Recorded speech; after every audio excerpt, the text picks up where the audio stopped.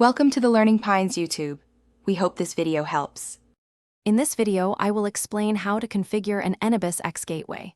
First, download the Anybus Configuration Manager X Gateway software.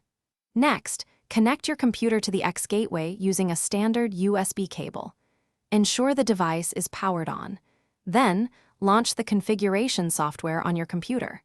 Finally, establish a connection to the X Gateway within the software. This initial setup is crucial for accessing the gateway settings and preparing it for network integration.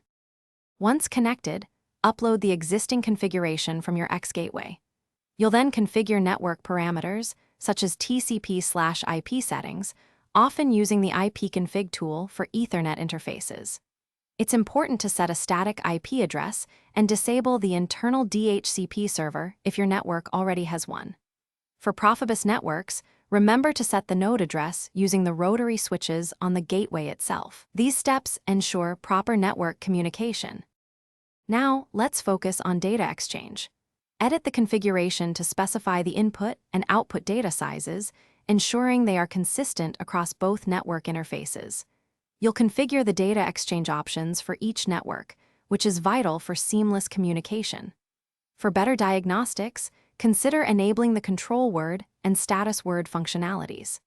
The Anybus X Gateway can handle up to 512 bytes of data in each direction, providing ample capacity for your applications. To finalize your setup, download the new configuration to the X Gateway. It's crucial to then power cycle the device to ensure all changes are properly applied and take effect.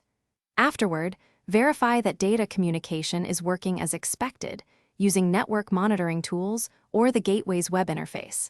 If you encounter any issues, double-check your USB connection and power supply.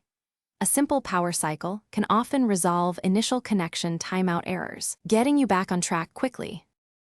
Thanks for watching. Consider subscribing if we helped you.